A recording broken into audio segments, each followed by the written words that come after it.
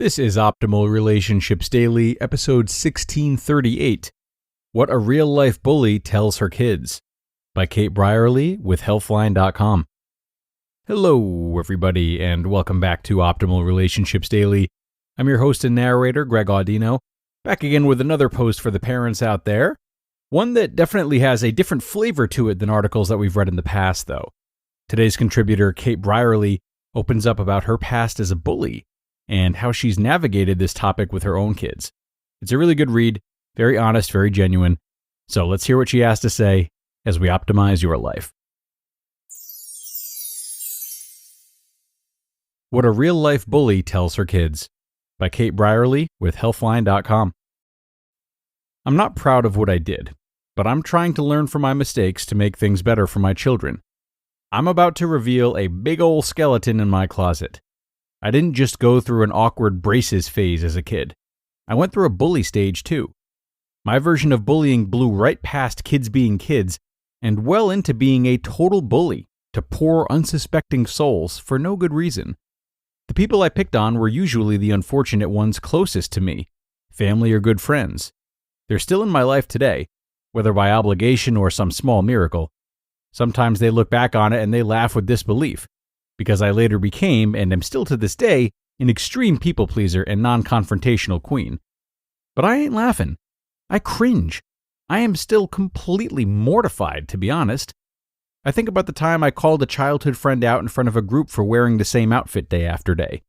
I remember pointing out someone's birthmark to make her self-conscious about it.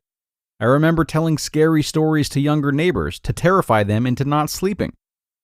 The worst was when I spread rumors about a friend going through that time of the month to everyone at school. I was one of the only ones who saw it happen, and it didn't need to go any further than that. What made me even more of a jerk was that I was totally stealthy about my occasional nastiness, so I rarely get caught.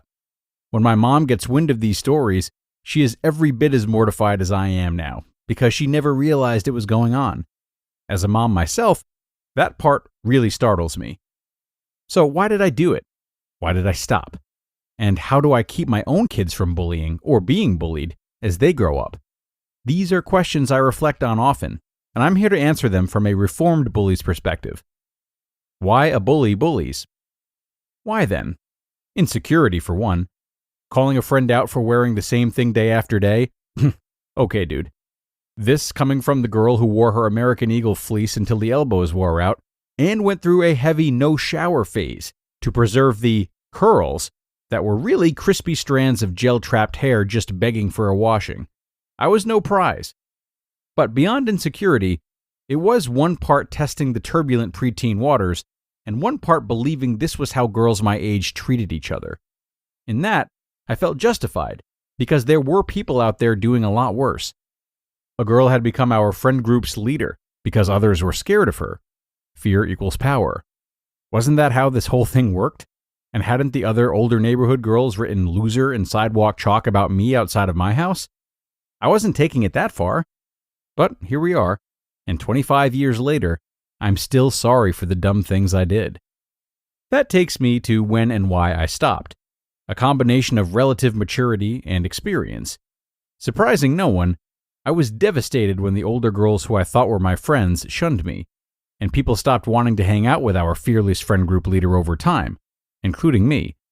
I saw for myself that no, that wasn't just how girls my age treated one another. Not if they intended on keeping them as friends anyway. Being a preteen was rough enough. We girls had to have each other's backs. That leaves us with the last question.